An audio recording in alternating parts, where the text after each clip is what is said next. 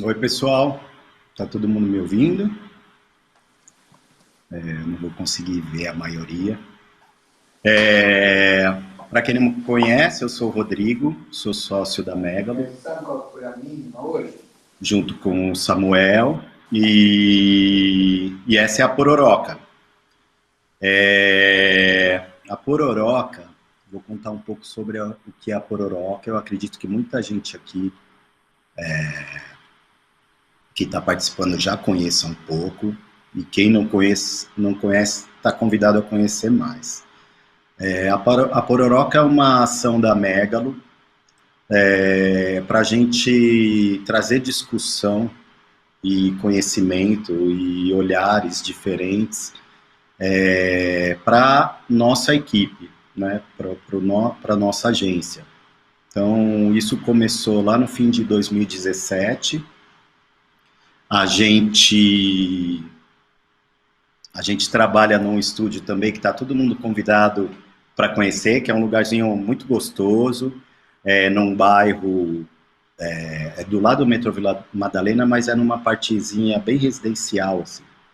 Então isso é tudo muito bom, mas em determinado momento a gente se viu muito isolado de alguma forma do mundo, assim, e tendo discussões só a partir de nós mesmos. Então, no fim de 2017, a gente fez a primeira edição da Pororoca, minto, no fim de 2018. E no ano inteiro, o ano passado, a gente fez 4 edições, né? As edições eram trimestrais. Para trazer gente, para conversar e trazer nossos outros olhares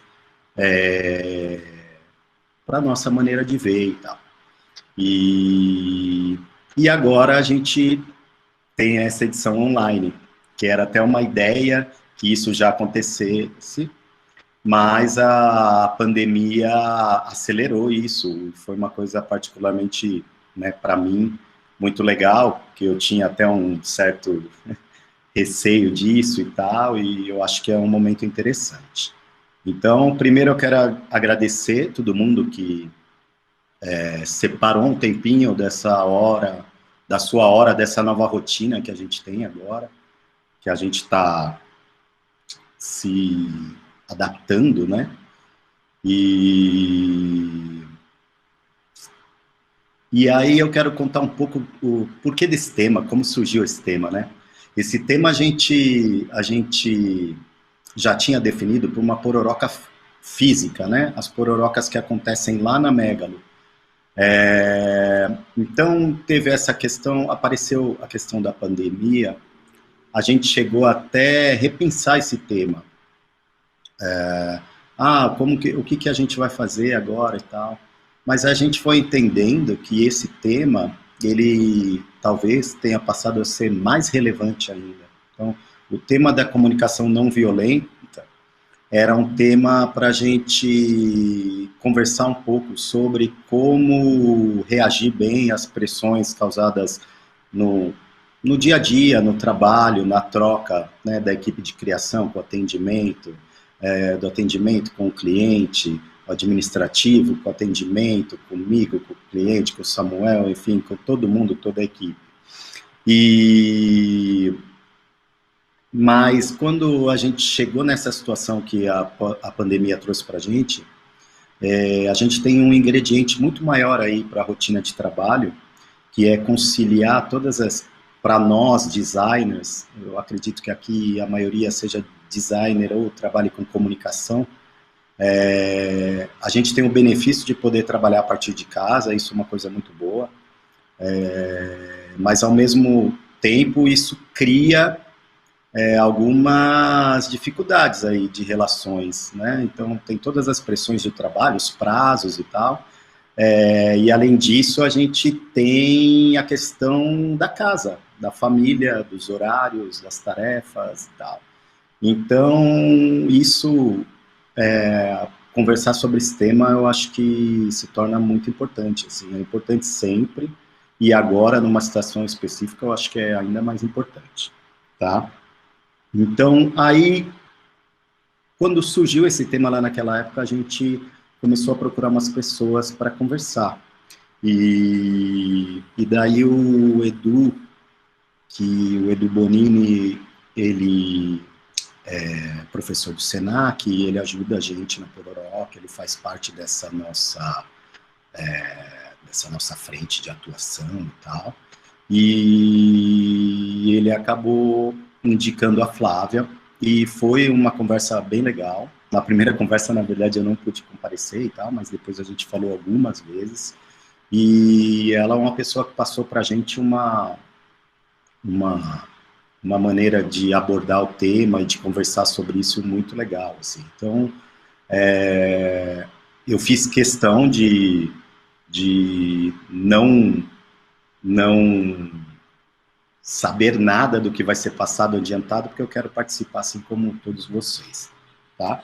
Então, enfim, agradeço de novo todo mundo, é um formato que está começando, a nossa ideia é que esse formato continue mesmo nas próximas edições, tá? As edições da Pororoca são mensais, o mês passado acabou não correndo por essa questão toda, e a gente quer estar sempre entrando em contato com vocês a partir dessa Pororoca aqui, que está abrindo mais aí o leque de pessoas que estão participando, tá bom? O que eu queria pedir para vocês? Primeiro, informar para todo mundo que a gente está gravando, porque a gente vai disponibilizar esse conteúdo depois para todo mundo que não pode participar, tá? Outra coisa, quem tiver qualquer pergunta, pode mandar por chat, nem sempre a Flávia vai conseguir parar para responder e tal. Manda por chat, o Edu está olhando cada pergunta, então pode ser que ele passe algumas delas para a Flávia fazer. Caso não haja tempo, a gente vê uma maneira de responder para vocês depois, tá legal? Enfim, agora eu quero chamar a Flávia. A Flávia é doutora em psicologia e ela vai falar um pouco de tudo isso que ela já ensina, conversa, ministra cursos e tal, um pouco para a gente da comunicação não violenta em tempos de pandemia. Pode seguir, Flávia. Obrigada. Olá, pessoal, estão me ouvindo bem? Tudo certinho aí? Ótimo, então. Bom, então, em primeiro lugar, agradeço o convite, né? É um prazer estar aqui junto com a Megalo.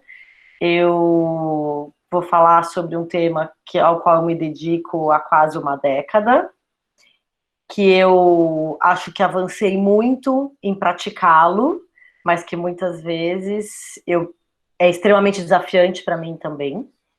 Eu acho que a gente, quando está falando em comunicação afetiva ou efetiva, sustentável, comunicação não violenta, seja o nome que a gente quiser dar para isso, a gente está sempre desafiando o nosso entendimento, o nosso autoconhecimento, a compreensão das nossas emoções, dos nossos sentimentos, e a gente está pensando sempre em melhorar. Eu vou dispensar a etapa de conhecer todos vocês, ampliar a minha apresentação, porque não por falta de interesse ou falta de vontade de contar coisas interessantes, mas em respeito ao nosso tempo. Depois vou deixar contatos e tudo mais, a gente se fala, e a gente vai deixar um tempo lá no final para perguntas e respostas, mas fiquem à vontade de colocar qualquer resposta, pergunta intermediária, que o Edu vai estar gerenciando isso para mim. A gente vai estar mantendo os microfones todos desligados, tá, gente? Em algum momento, se a gente precisar abrir, a gente gerencia isso para vocês. Bom, eu vou dar um share aqui na minha tela para a minha apresentação. Então, vou começar a falar para vocês. Meu tempo aí é de 55 minutos, 1 hora, mas a gente vai ter algumas interações aí no meio do caminho. Comunicação afetiva e efetiva. É sempre importante eu dizer que a minha referência principal são os estudos do Marshall Rosenberg de comunicação não violenta, apesar de ter estudado com muitas pessoas, ter lido muito sobre esse assunto, de me inspirar em diversos outros autores, inclusive autores que foram inspiração para o próprio Marshall. Ele é, de fato, a maior inspiração aqui, a pessoa que eu sigo, a compreensão da comunicação humana. Eu queria que vocês digitassem aí no browser de vocês o mentimeter.com, colocassem esse código e dissessem para mim qual que é o maior desafio de vocês hoje no trabalho. Então, mentimeter.com, coloca o código 525265. Qual que é o maior desafio de vocês hoje? Até a gente pode extrapolar o trabalho. Qual que é o maior desafio de vocês hoje?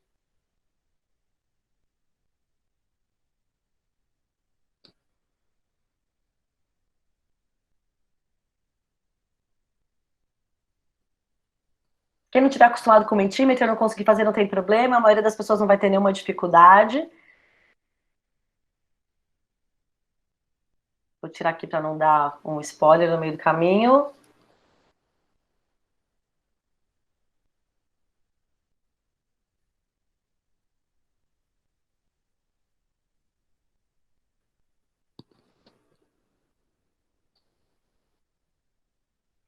Esconder aqui para a gente não ficar vendo. Já começamos a receber respostas.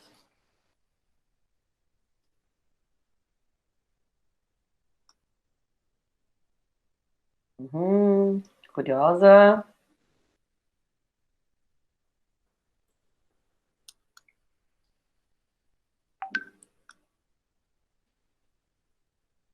Vamos lá, quem mais? Aê!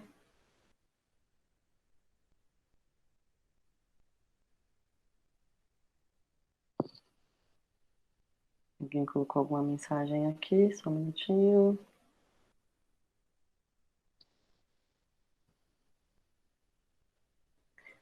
Tá, mentir.com também pode a gente chegar lá.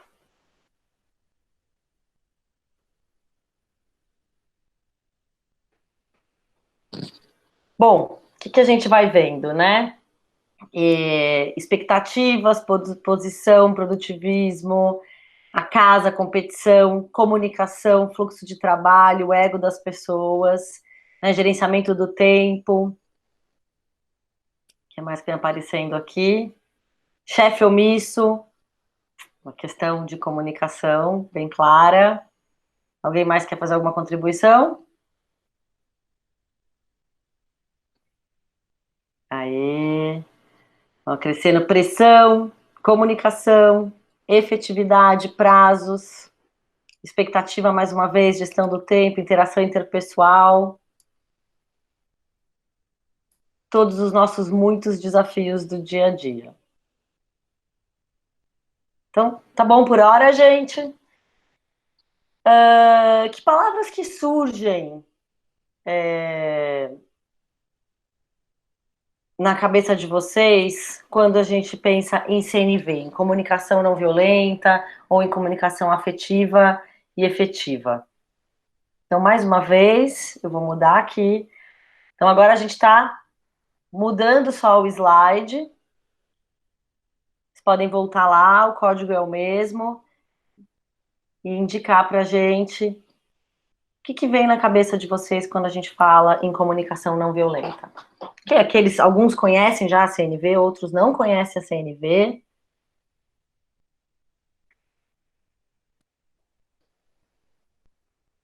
Não quero ficar olhando enquanto todos escrevem.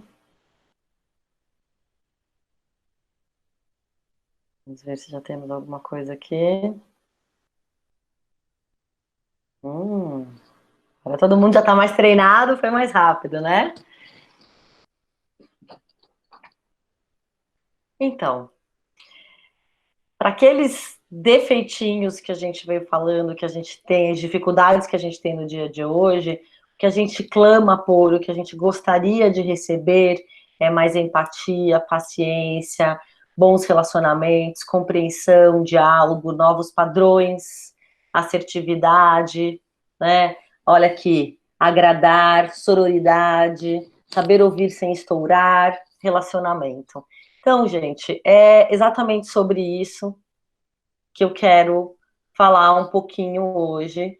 Essas são as impressões, né, que quando a gente escuta da CNV, quando a gente começa a estudar a CNV, são as impressões que vêm na nossa mente. Sim, eu vou explorar um pouco mais o que é a CNV, mas acho que sim, a CNV tem essa pretensão Ela tem essa pretensão de ampliar a nossa capacidade de diálogo. Por quê, né? Quando eu falo sobre futuro, e eu venho dando muitas aulas já há muitos anos, né? São mais de década dentro da sala de aula. Eu vinha tateando o futuro, falando sobre os carros voadores que entraram em operação em 2000, esse ano ainda, falando sobre a revolução da impressora 3D, que em 2030 eu sempre imaginava assim a Avenida Paulista, gente, um caminho de drones assim no céu, entregando a partir de QR codes, códigos de barras, etc. Sei lá que tipo de codificação a gente vai usar, andando ali entre Paulista, Rebouças, entregando nos prédios. Falam muito sobre os robôs avatares, que a previsão é de que em 2040 a gente tenha muitos robôs trabalhando por nós em muitos lugares, mas a gente já tem hoje em dia. 3 anos atrás eu fui para Washington, DC, em Georgetown, tinha robôs polícias. A gente sabe que na China hoje tem uma série de robôs, inclusive entregando comida para pessoas que estão com problema com Covid, mas antes disso tem sempre um robô no térreo de um hotel e ele pode levar uma toalha, uma água, uma série de coisas desse tipo. A gente está lidando com o aumento da longevidade, né? A gente sabe que a gente tem uma tendência a viver 30, 40 anos a mais até 2040 do que a expectativa de vida anterior. Hoje, um homem não ganha mais da máquina no xadrez e a realidade virtual é onipresente, né? Eu até costumo contar que eu tenho uma amiga que, quando o filho fez 16 anos de idade, ele marcou um churrasco para conhecer alguns dos melhores amigos dele, com quem ele jogava há 3 anos. Os meninos não moravam em São Paulo. E a minha filha, recentemente, eu fui buscar lá no shopping, tava ela e 2 amigas. Uma delas era uma tal de Ana. E eu falei, mas de onde é a Ana? A Ana era uma amiga que elas tinham feito no TikTok. E eu levei um susto, né? Na verdade, ela era da sala de uma outra amiga, então por isso que eu acho que a mãe deixou elas se conhecerem e saírem juntas. Mas elas eram amigas do TikTok. Então, acho que hoje, quando a gente está falando do futuro, tem uma outra dimensão com aquilo que a gente está vivendo, né? Talvez impacte um pouco nessas previsões, mas a gente sabe que a gente está vivendo muita novidade e muita diferença, e todas essas coisas são desafiantes para a nossa comunicação, né? São desafiantes para o nosso bem-estar. Então, e ainda mais neste momento que a gente está vivendo, com a realidade do coronavírus, no que isso vai mudar? No que já mudou? O que já está diferente para a gente? Quais são as demandas que a gente tem para a nossa vida daqui para frente? E eu espero muito que tudo isso que a gente esteja passando traga, de fato, mais mudanças, e mudanças muito bem-vindas, né? Eu fico sempre falando assim, o que será de todas as populações de todo mundo, mas acho que Veneza tem sido um exemplo muito clássico para mim, né? Será que quem vive em Veneza vai querer Veneza como janeiro de 2020? Que Veneza a gente quer? Uma Veneza poluída, uma Veneza com golfinhos, com cisnes, com peixes? Como que a gente vai poder reconstruir, reocupar aquele espaço de uma maneira que nos interesse muito mais? E aí, para tudo isso, o que a gente vai precisar?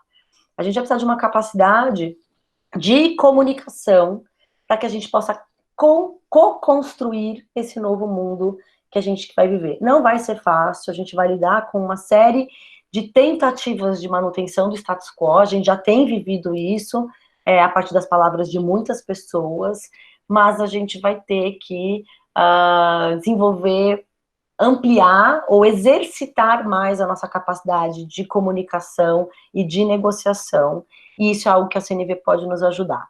O que é a comunicação não violenta, né? A comunicação não violenta, ela tem uma história, né?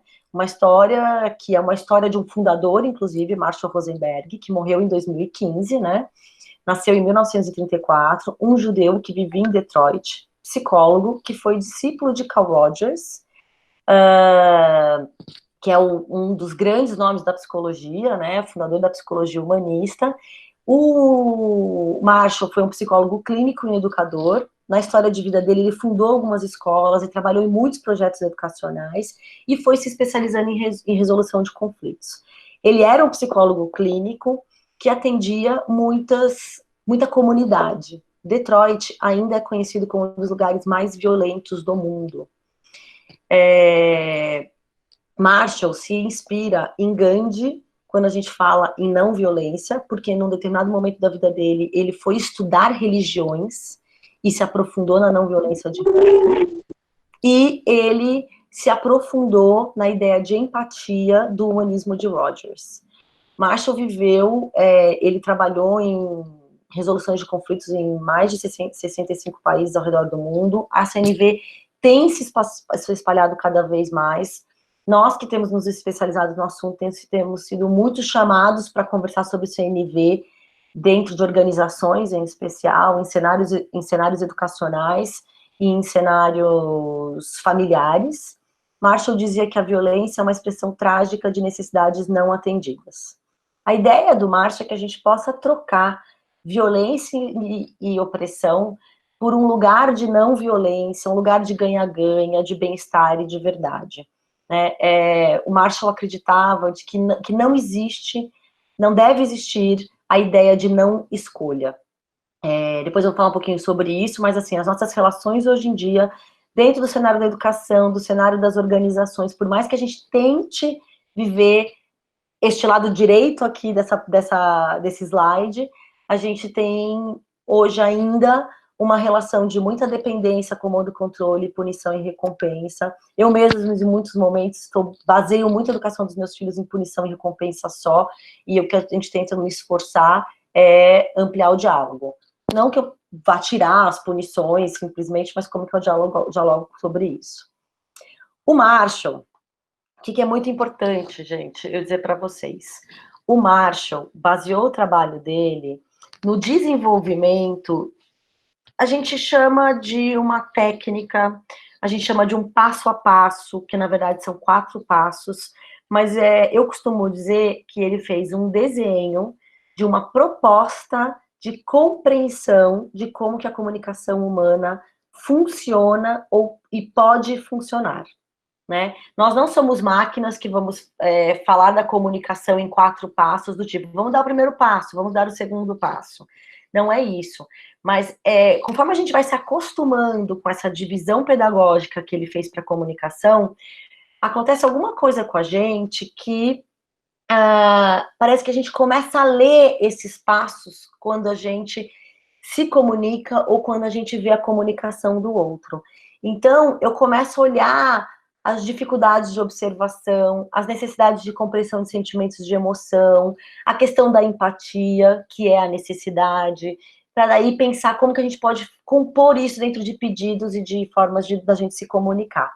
Então, é quase que uma magia, assim, porque a gente vai se acostumando com essa divisão e começa a ler ela e pensar quando que a gente pode usar essa divisão a nosso favor, mas de maneira nenhuma que isso vai ser uma técnica, simplesmente.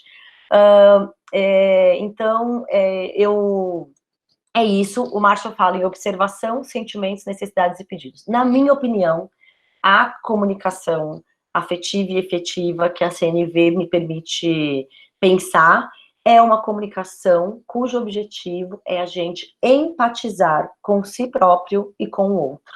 Então, a gente usa a etapa da observação e dos sentimentos, contato com sentimentos e emoções, para ampliar o entendimento do que eu quero, de quais são as minhas necessidades que justificam o meu comportamento e de quais são as necessidades do meu interlocutor. E aí eu estou pronta para desenvolver um pedido que conste nele o que eu quero, o que eu desejo, como eu estou me sentindo. Bom, para começar falando da CNV, eu vou dividir a minha conversa aqui com vocês, essa minha palestra, em 4 etapas. Vou falar sobre observação, sentimentos, necessidades e pedidos. Nessa primeira parte, nós somos muito semelhantes a esses bichinhos que estão aqui na nossa frente, né? Tanto somos semelhantes a ele, quanto até essa manga, do ponto de vista genético, nós também somos muito semelhantes a ela. Mas eu acho que, assim, nós temos uma natureza egoísta. Nós, seres humanos, somos egoístas. E isso impacta muito a nossa capacidade de observar o outro. O que eu quero dizer com isso? Que nós temos uma tendência a ver o mundo da maneira que nos interessa, mas nós somos capazes de transcender o nosso egoísmo. Só nós, seres humanos, somos capazes de ser também cooperadores. né? Até porque ser cooperador foi uma vantagem competitiva para a gente, né? Então, eu queria que vocês vissem essa imagem. Estão vendo essa bolinha aqui? Alguns vão falar que é azul, verde, não importa muito como é que vocês estão vendo, eu chamo ela de Tiffany, essa cor de Tiffany. Eu queria que vocês vissem o que acontece com ela. Vocês estão vendo que dá a impressão pra gente de que ela muda de cor? Que ela fica mais clara, mais escura, mais clara e mais escura? Então, ela não muda de cor, gente. O que acontece é que, no começo, ela passa atrás da grade amarela e na frente da grade roxa, e depois atrás da grade roxa e na frente da grade amarela, e esse contexto altera a cor da bola pra gente. Acontece que, como em casos como esses, do vestido, que alguns veem branco e dourado, outros veem azul e preto, do tênis que alguns veem verde e outros veem rosa, nós não vemos diferenças, gente, onde elas existem.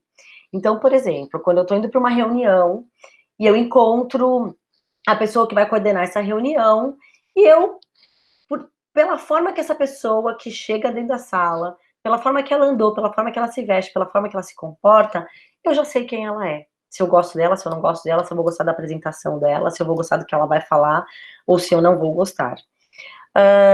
Da mesma maneira que nós vemos diferenças onde elas não existem, nós também não vemos diferenças onde elas existem. Então, existem uma série de... Por exemplo, a nossa pele, a nossa cor de pele, ela varia muito se eu tô na sombra ou se eu tô no sol. Mas a gente sempre vê a gente da mesma cor, né? Eu até posso aqui mostrar para vocês, se eu tampo o meu rosto, olha aqui, tá vendo a diferença de tom de pele que tem abaixo aqui da minha mão? Eu fico muito mais escura, e isso muda muito a minha cor quando eu tô na piscina ou quando eu tô num quarto escuro. Mas quem tá do meu lado vai sempre me ver da mesma forma que tá acostumado. A ideia aqui, gente, é de que tudo é relativo. O que significa isso? Olha só essa imagem. Aqui eu faço o mesmo jogo de cores, né? Mas olha aqui, o tudo está escrito da mesma cor que o relativo. Essa faixinha aqui, ela tem a mesma cor que o e a mesma cor que o O. Mesmo eu sabendo que tudo isso aqui que está escrito abaixo está escrito da mesma cor, nós vemos diferente. O contexto, gente, e a nossa experiência influenciam a nossa percepção. Onde que começa a nossa percepção? Aqui, depende um pouco de como vocês estão vendo essa projeção, vocês estão vendo que tem um homem aqui, né, que, não sei se todos viram isso muito rapidamente, mas o Liu Bolin, que tá aqui atrás, aqui tá aqui, ele foi pintado, ele tá aqui meditando praticamente, ficou 12 horas sendo pintado, na frente dessa escadaria, e na segunda imagem, que teoricamente parece bem mais difícil da gente ver, a gente automaticamente consegue ver o Liu Bolin aqui. Por quê? O que tinha na primeira? O que tinha na segunda vez que de repente não tinha na primeira e que fez com que isso fosse mais fácil de eu ver? Tinha uma expectativa. Onde que começa a nossa percepção, gente? Nossa percepção começa nas nossas expectativas. Então, a gente tem que saber que nós somos regidos por dois sistemas. Um que é o sistema 1, isso que eu estou usando como referência ao texto do Thinking Fast and Slow, que é o Rápido e Devagar, Duas Formas de Pensar, do Kahneman, que ele diz que nós somos regidos por dois sistemas. Nossa forma de pensar é regida por dois sistemas. Um que é rápido, intuitivo e inconsciente, e um que é lento, deliberado e consciente. O que acontece? Eu não tenho, gente, como escapar de formar opinião sobre as pessoas que aparecem na minha frente. Eu não tenho como escapar de ver meu filho fazer alguma coisa e já formar uma opinião do porquê que ele fez aquilo. Mas nem sempre é útil esse movimento rápido que a gente faz do nosso pensamento. A gente vai sempre colocar as coisas da maneira que a gente espera, e isso nem sempre é tão útil para a gente. Nós, seres humanos, somos dotados de uma forma racional de pensar, diferente de todos os outros animais que habitam a Terra, e esta forma racional a gente tem que ativar com consciência. Porque ela que vai nos lembrar que aquela pessoa que eu vi pela primeira vez pode não ser o que eu acho que ela é.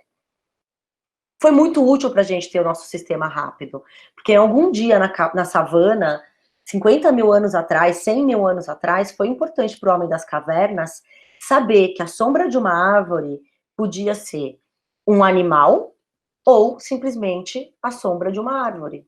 Então, é importante para a gente ter esse mecanismo de defesa muitas vezes, mas muitas vezes ele também não é útil para a gente. Então, o que acontece? Os nossos sistemas, eles se diferenciam da seguinte forma. O que vocês estão vendo aqui? Imediatamente, quando vocês veem essa foto, vocês devem pensar, uma mulher triste, uma mulher chorando, ok? O que vocês estão vendo aqui? Quanto é, gente, 17 vezes 24? Eu posso fazer 1 minuto de silêncio e a gente ainda não vai ter a resposta, porque mesmo se alguém aqui tiver uma capacidade de fazer essa multiplicação de maneira muito rápida, ela vai ter que imaginar essa conta, fazer alguns raciocínios para poder chegar.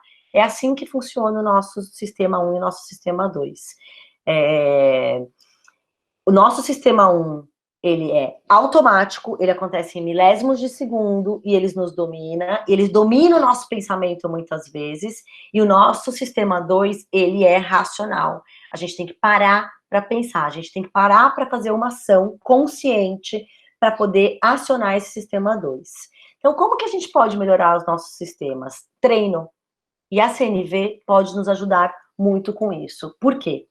Eu digo que a CNV é uma capacidade de comunicação que a gente desenvolve, em que é como se as nossas palavras e as nossas interpretações de palavras fossem como tijolos que a gente carrega na nossa mão.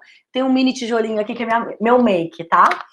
É como se eu posicionasse esses tijolos na forma de muro. Cada palavra que eu uso, eu coloco um muro entre eu e o meu interlocutor, ou eu utilizo eles em forma de ponte. E as minhas palavras são formas de ponte de conexão que eu uso para me aproximar dos outros. Então, tudo isso, gente, para falar que nós temos a nossa capacidade de melhorar as palavras que eu uso para ampliar as chances de eu ser melhor compreendido.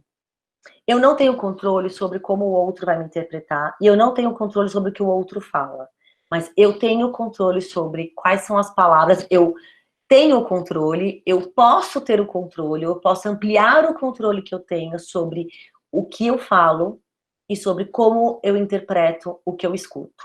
Então, a CNV tem a ver com isso. Como me empoderar de compreender melhor o outro quando eu escuto o outro e me empoderar de me fazer ser melhor compreendido, ampliar as chances de que as minhas palavras sejam melhores compreendidas pelos outros. Então, eu queria voltar lá no Menti, agora é um novo código, e eu queria que vocês dissessem para mim o que vocês estão vendo nessa imagem. Então, vamos lá no Menti, o código agora é 343286.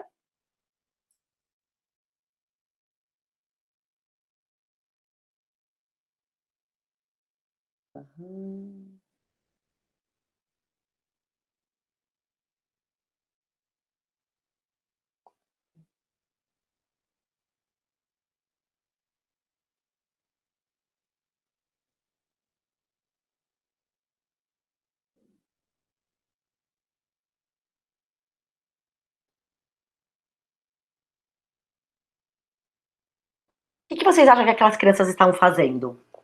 Essas são as palavras que vocês vão colocar para mim.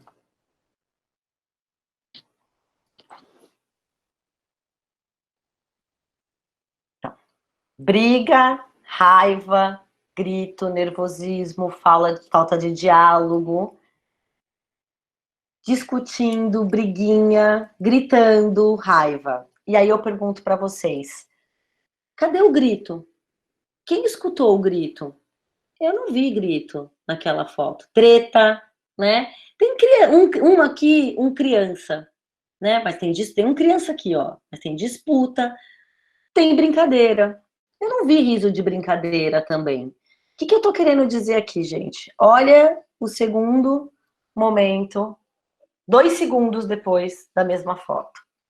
Bom, eu não sei, gente, se essas crianças estão brigando ou se elas estão gritando. Eu tô aqui já há uns 15, 20 minutos falando sobre a nossa capacidade de observar o que acontece.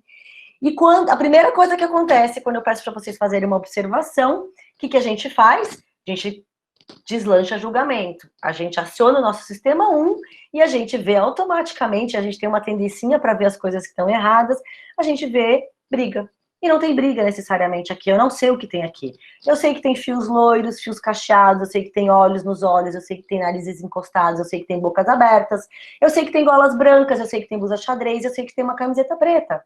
Uma camisa preta que o garoto tá usando. É só o que eu sei. Então, esse é o primeiro passo da CNV. Como que a gente aciona o nosso sistema 2 para observar ao invés de julgar e avaliar, lembrando que não tem como eu não julgar, não tem como eu não fazer avaliação. Quando eu vejo essas fotos, automaticamente vem na minha cabeça, é briga, é brincadeira, é grito, são irmãos? Não, eu não sei. O que eu vejo de concreto nessa situação? Então, esse é o primeiro exercício da CNV, a primeira etapa que o Marshall nos propõe.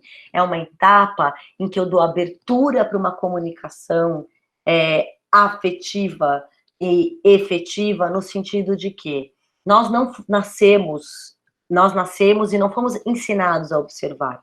Esta máquina, que chama-se Homo sapiens, ela tem nela a observação como uma a observação não, gente, desculpa, esse julgamento foi muito importante para a nossa sobrevivência, é uma coisa que a gente vai fazer automaticamente, mas é que a gente tem que exercitar o tempo todo, falar sobre o que a gente observa, acreditar naquilo que a gente observa e não sobre aquilo que a gente pensa que a gente observa. Então, primeiro ponto da CNV é desenvolver a nossa capacidade de observação, que a gente só faz isso com consciência, nos alertando sobre isso. Então, por exemplo, se eu olho para alguém e falo assim, Maria, eu nunca consigo falar com você.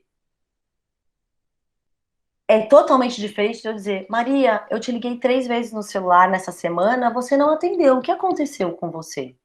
Se eu acredito que a Maria não está querendo falar comigo, eu falo com a Maria de uma forma que vira um tijolo que eu tô jogando na cara dela, que eu tô colocando um murão entre a gente. Se eu me dou o benefício da dúvida de não entender o que está acontecendo, apesar de eu achar que ela não quer falar comigo, que alguma coisa pode ter acontecido, eu posso abordar a Maria de uma outra forma. Então, evitar generalizações e preferir especificações é alguma coisa que ajuda muito, né? Vou pular isso aqui, só não preciso desse outro exemplo. Então, o que o Marshall diz? Que quando a gente combina observação com avaliação, as pessoas tendem a receber como crítica. E quem é criticado, gente, é uma coisa impressionante. Quando eu escuto, Flávia, você não me atendeu ontem. O que aconteceu com você? Parece que vem um tijolão que bate aqui em mim, fecha, eu me sinto extremamente criticada e eu vou responder como? Né? A menos que eu seja uma pessoa treinada e tente, ok, o que essa pessoa está querendo dizer para mim? O que será que está acontecendo com ela, que ela está se sentindo mal, pode estar achando que eu fiz alguma coisa para ela, que eu não estou querendo falar com ela, né? Então, passada a etapa de observação, a gente entra na etapa de sentimentos. O que é os sentimentos para o Marshall? Eu vou pedir para Aline, coloca aqueles cardzinhos no chat, né? Ali tem alguns sentimentos e necessidades, tem algumas coisas. Depois vocês podem baixar, gente, mandar para o celular de vocês, tudo mais. Eu vou mostrar isso para vocês mais no final, mas ali tem uma listinha de sentimentos e de necessidades que a gente vai falar sobre isso. Eu já quero deixar disponível para vocês irem usando na medida em que eu fizer algum comentário a respeito disso. Mas o que são os sentimentos? Os sentimentos, no trabalho do Marshall, são pistas das nossas necessidades, se a gente está conquistando aquilo que a gente deseja e que aquilo não deseja, e o que a gente não deseja. Mas para o Marshall tem uma questão muito relevante e importante, que é o que nós entendemos por sentimentos reais. Eu vou fazer uma brincadeira aqui com vocês, vai ser uma mímicazinha, vou brincar como se fosse de imagem em ação. E vou fazer o seguinte, eu vou expressar 4 sentimentos e queria que vocês escrevessem no chat. Eu só quero ver o chat aqui, tá? Queria que vocês escrevessem no chat o que vocês estão vendo que eu estou fazendo, né? Então, como é que eu estou me sentindo agora? Quem pode escrever aí no chat o que vocês viram? Ok, triste.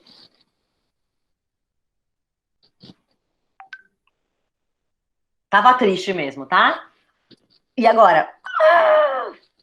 Irritada? Perfeito. Nervosa? Raiva? Perfeito. Agora, gente, eu vou tentar expressar alguma coisa que vai ser difícil para mim fazer isso. Vamos lá. Como é que vocês acham que eu posso estar me sentindo?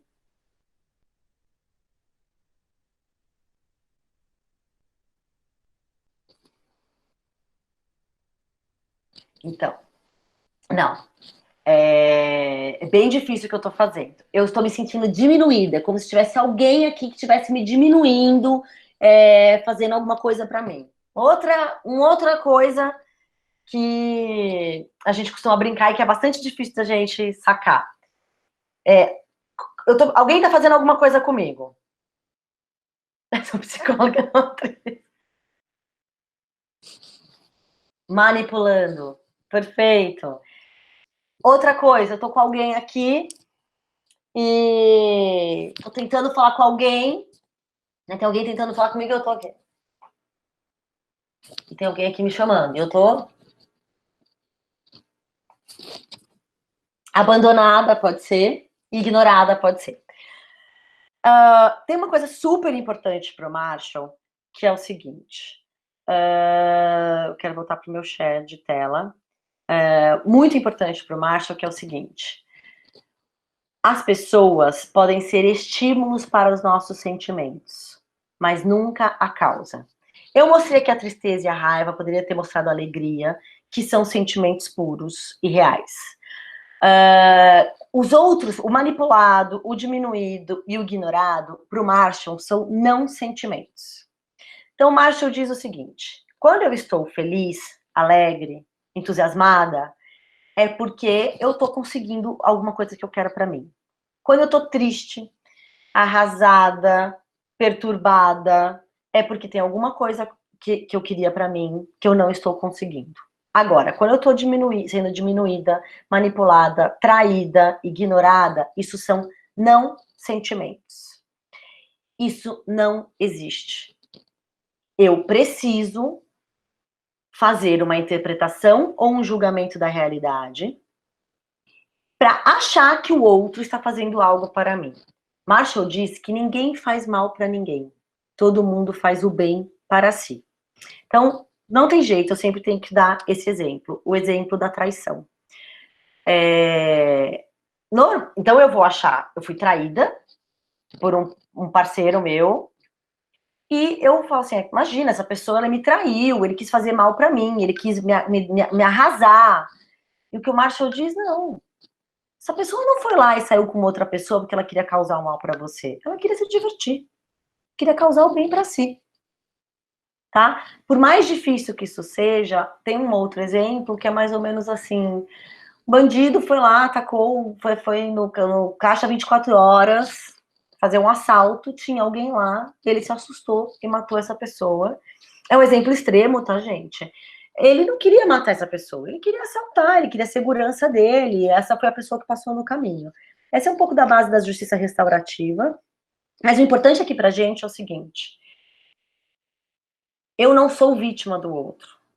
Eu faço isso quando eu não consigo observar a situação direito. Então, esse é o segundo passo da CNV, que é nós não confundirmos sentimentos com não sentimentos ou pseudo-sentimentos, que são quando eu estou culpando o outro de como eu estou me sentindo. Não quer dizer que o outro fez alguma coisa que não me fez mal, né? Então, o outro me traiu, saiu com outra pessoa, eu estou triste. Mas é diferente de achar que o outro faz isso para me causar mal, tá? Então, a gente precisa entender que sentimentos indicam necessidades atendidas ou não atendidas. Que é aquilo que eu falei, se eu tô feliz é porque minhas necessidades foram atendidas, se eu tô triste é porque minhas necessidades não foram atendidas. Então, compreender sentimentos e limpar os sentimentos, os não sentimentos dos nossos sentimentos, começar a olhar para mim e não para como se o outro fosse culpado do que está acontecendo comigo, porque isso é muito desempoderador, é o segundo passo da CNV, que nos permite nos aproximarmos do segundo passo da CNV, que são as necessidades. Então, o que é isso? Sentimentos e algumas emoções, acho que a gente não precisa aqui estar diferenciando sentimentos e emoções, mas as emoções, elas são mais do nosso corpo, e alguns sentimentos, e os nossos sentimentos e as nossas emoções são fumaças, são pistas de coisas que podem estar acontecendo comigo, que mostra se as minhas necessidades foram atendidas ou não, se eu estou conseguindo o que eu quero ou não.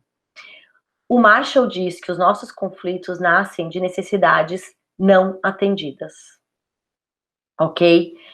E o ponto principal do trabalho do Marshall é nós, na verdade, nos entendermos quais são as nossas chamas. O que eu desejo? O que está por trás dessa tristeza? Ou o que está por trás dessa felicidade? Nós levantamos, acordamos, trabalhamos, dormimos, nos divertimos, vamos para uma boate, fazemos uma série de coisas para atender às nossas necessidades. Tudo que nós fazemos é para atender às nossas necessidades. Se vocês forem ver nos cardzinhos que eu mandei para vocês, tem lá uma lista de sentimentos e emoções, e tem lá uma lista de necessidades. Necessidades de nutrição, de conforto, necessidade de amor, necessidade de contato, uma necessidade tão importante para a gente hoje, necessidade de organização, de conforto. Isto é o que nos move. É com isso que nós queremos nos conectar. A partir disso que a gente quer se expressar para o outro. Né? Sentimentos, gente, difere de necessidades. Necessidade é o terceiro passo da comunicação não violenta. A gente tem que entender os nossos sentimentos para poder compreender as nossas necessidades. Para poder compreender as necessidades, para conseguir nos aproximar das nossas necessidades. Eu dei uma olhadinha aqui no celular, só para ver se entre os nossos gerenciadores não teve nenhuma mensagenzinha para mim. E aí eu peço para a Aline, eu não vou passar aqui, não é o caso, mas eu peço para a Aline subir para vocês no chat o link, para que vocês vejam depois em casa, logo depois da nossa conversa pode ser muito legal, esse vídeo da Brené Brown que fala sobre empatia, porque compreender a necessidade dos outros é empatizar com o outro, compreender as minhas necessidades é autoempatia. É isso que a comunicação afetiva e efetiva deseja. É isso que a comunicação não violenta deseja ampliar nas nossas vidas.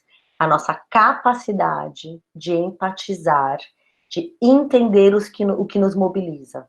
Porque é mais ou menos assim, né? Um corretor de imóveis, quando ele vai te procurar um apartamento para você comprar, ele não quer saber se você quer um apartamento de 2 quartos, ou de 3 quartos, ou a metragem que você quer. Ele quer saber quem vai morar lá, se tem criança, se tem adulto, onde você morava, onde você trabalha, onde sua mãe mora. Porque ele pode te oferecer um apartamento com piscina, e você não tinha pensado em piscina. Ele pode oferecer milhões de outras coisas, que talvez nem você saiba o que de fato você desejava. Então, a empatia, gente, não é uma exclusividade humana. A empatia está presente em muitas espécies.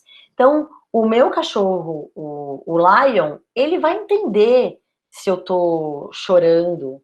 Ele vai sofrer comigo se eu queimar minha mão, se eu cortar minha mão e estiver sangrando e eu estiver chorando, ele vai quase que chorar comigo.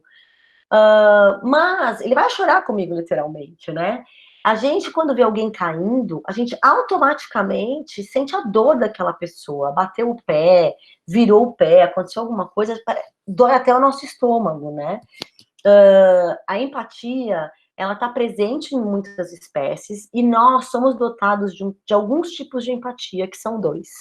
Como uma capacidade natural dos seres humanos, a gente tem a empatia contagiosa, que é essa que o cachorro pode sentir comigo, que eu vou sentir automaticamente, dependendo da situação, mas a gente também é capaz da empatia cognitiva, que é muito mais complexa, que requer que a gente acione aquele nosso sistema 2 que eu falei lá no começo, do rápido e devagar.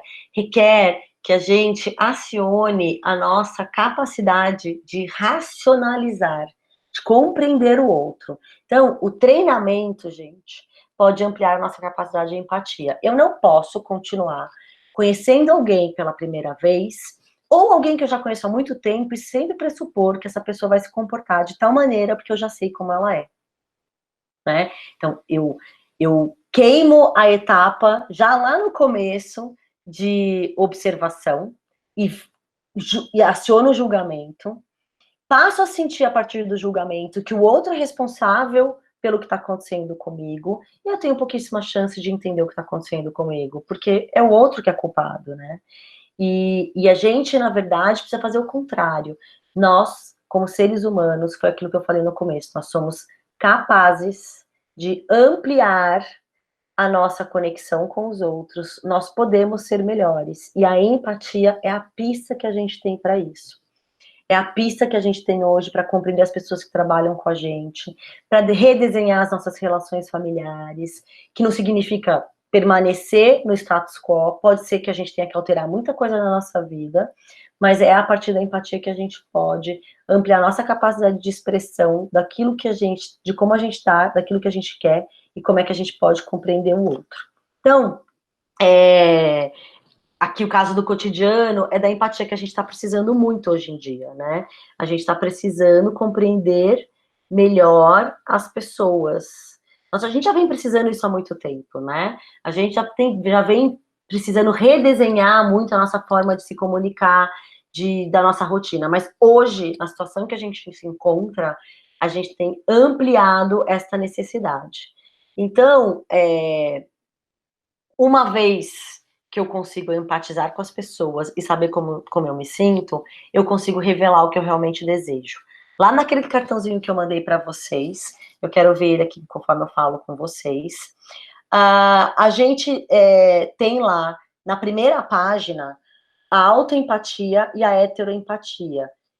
Então, a comunicação afetiva e efetiva é eu poder falar para o outro, sem abrir mão do que é importante para mim, algo que aumente a chance do outro me entender. Eu preciso começar me entendendo melhor. Para eu conseguir falar com o outro, eu preciso primeiro entender o que eu quero falar para o outro. E eu preciso falar com o outro de maneira, por exemplo, que eu não culpe o outro daquilo que eu estou me sentindo. Porque se eu falo para o outro que eu estou arrasada porque você me traiu, porque você me causou esse mal, o outro nem vai me escutar. Acontece uma coisa muito maluca, que dependendo de como eu abordo o outro se fecha, ele já nem sente mais nada. Então, por exemplo, quando eu chego para alguém e falo, mas você não quis me ouvir. Como assim você não quis me ouvir? A pessoa fala assim, como assim eu não quis te ouvir? Não é nada disso que a gente está falando aqui. Eu não quis não te ouvir. Mas quando a gente vem com esses acusamentos, a gente não abre comunicação. E lá no cartão, por exemplo, quando a gente está... a quarto passo da CNV é como que a gente faz pedidos. Para a gente fazer pedido, a gente tem que tentar realmente revelar o que a gente deseja. Alguém quer falar alguma coisa comigo? Não, acho que foi só. A gente quer realmente revelar aquilo que a gente deseja. O que significa isso? Então, por exemplo, na autoempatia, quando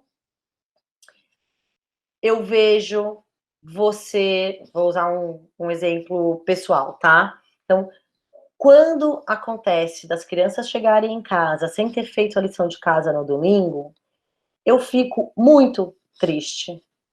Porque o que eu preciso é de parceria. Eu preciso de energia para dar conta da semana deles. E eu quero saber, olha o exercício que eu tive que fazer de observar e de falar sobre uma coisa que acontece, e não dizer assim, Quando você ignora o meu pedido de que as crianças tenham que fazer as lições antes de chegar em casa no domingo, qual a chance que essa pessoa tem de me ouvir? Zero. Já vai querer me matar, vai querer dar um tiro em mim, né? Então, quando eu exerço essa capacidade de entender uma observação do fato, como que isso impacta em termos de sentimento para mim, em termos de necessidade para mim, e aqui nesse cardzinho a gente tem lá algumas necessidades e alguns sentimentos que podem ajudar vocês a se aproximar desses sentimentos, dessas necessidades, porque no fundo, a nossa linguagem, ela é muito restrita perante essas emoções, né? A gente fala que o Homo sapiens é o Homo sapiens há 170 mil anos, mas a nossa capacidade complexa de comunicação não data de 2.000, 3.000 anos, talvez muito menos, a gente pode dizer 1.000, 1.500 anos, quiçá. Então, a gente tem que fazer um exercício grande, um esforço grande de ampliar a nossa capacidade de compreender e expressar os nossos sentimentos e as nossas necessidades. E na heteroempatia é poder dizer quando você chega aqui, um caso muito simples, né? Quando você atrasa para a reunião, eu fico apreensiva, porque eu preciso de segurança de que as coisas vão acontecer, de que o curso vai acontecer na hora certa e tudo mais. E aí eu posso fazer o pedido, tanto no caso de cima quanto no caso de baixo, um pedido de conexão. Você estaria disposto a conversar comigo sobre as atividades das crianças? Você estaria disposto a conversar comigo sobre como que a gente pode organizar os horários para que você não chegue atrasado? Então, a CNV propõe para a gente que a gente revele o que a gente realmente deseja, que um pedido é diferente de uma exigência. O pedido ser diferente de uma exigência significa que a gente tem que expressar melhor aquilo que nos mobiliza, nos motiva, que são as nossas necessidades, e expressar melhor como que a gente se sente, sem usar falsos sentimentos, ou não sentimentos e pseudo-sentimentos, que é aquele que a gente acusa o outro de como a gente está se sentindo, porque isso vai fechar a nossa conexão, mas a gente precisa limitar a observar as coisas e não julgar as coisas para conseguir fazer isso. Então, quando a gente está falando da CNV, a gente está falando de ampliar a nossa capacidade de expressão, ampliar a nossa capacidade de escuta, para podermos exercer as 4 etapas de observar, compreender sentimentos, compreender os valores humanos universais, que são os nossos motivadores, que são sempre coisas boas que nós queremos para nós. Para o Marshall, gente, isso é muito claro. Ninguém faz o mal para o outro, todo mundo faz o bem para si, como intenção. Não significa que não tenha ninguém que faça coisas que não machuquem o outro e que não sejam boas para os outros, tá? Isso acontece. Eu vou continuar ficando triste com alguma coisa que aconteceu, mas eu não posso me sentir humilhada como se a outra pessoa teve a intenção de me humilhar. A outra pessoa teve a intenção de ter segurança, de se valorizar. Essa é uma diferença semântica muito importante, que requer o nosso treino de expressão, de vocabulário, de compreensão do que acontece com a gente e com o outro. Então, para o Marshall, soluções não acompanhadas de sentimentos e necessidades podem soar como exigências. Eu estou chegando no fim da minha fala e eu queria contar para vocês um dos casos que tem no livro do Marshall, que é muito legal a respeito do pedido, que ele diz o seguinte: a esposa pede muito para que o marido não trabalhe tanto. E um belo dia, o marido chega em casa e diz que ele vai fazer o que ela pediu, que ele estava super feliz, que ele vai atender o pedido dela, que a partir da semana que vem ele vai sair 2 dias mais cedo do trabalho para jogar golfe com os amigos. O que ela queria não era que ele saísse 2 dias mais cedo do trabalho para jogar golfe com os amigos. Não era que ele não trabalhasse tanto. Ela provavelmente queria que ele tivesse 2 dias por semana chegando mais cedo para poder ficar com ela. Então, o que o Marshall diz é que a gente tem que ser bem específico nos nossos pedidos, para a gente aumentar a chance do outro nos entender. Então é mais ou menos assim, né? A gente não tem que pedir para o outro, por favor, entenda-me. A gente tem que perguntar para o outro que ele entendeu do que eu falei. Isso é uma coisa típica típica de reunião, especialmente no mundo virtual, que é a gente poder checar o que todas as pessoas entenderam do que foi falado e do que foi combinado, né? Porque é muito comum, é quase que 90% das vezes que a gente sai de uma determinada situação, a gente tem certeza que as pessoas entenderam o que a gente combinou, e se a gente for checar o entendimento, a gente vai ver a quantidade de coisas que a gente interpretou errado. Porque a gente tem a tendência de interpretar as coisas, como eu falei lá atrás, da maneira que nos interessa. Né? Então, as brigas das pessoas, os conflitos das pessoas nascem das necessidades, não nascem das necessidades, porque a maioria das pessoas querem as mesmas coisas. Né? No campo das necessidades, nós somos iguais. Os nossos conflitos moram nas nossas necessidades não atendidas, nas estratégias que a gente adota para atender as nossas necessidades. Então, a nossa linguagem, gente, é muito jovem, como eu já falei. A gente precisa ser cada vez mais específica, a gente precisa ampliar a nossa capacidade de entender o que acontece com a gente. E a verificação da compreensão é fundamental. Então, eu passei aqui pelas 4 etapas da CNV do Marshall. É uma abordagem rápida de observação, sentimentos, necessidades e pedidos.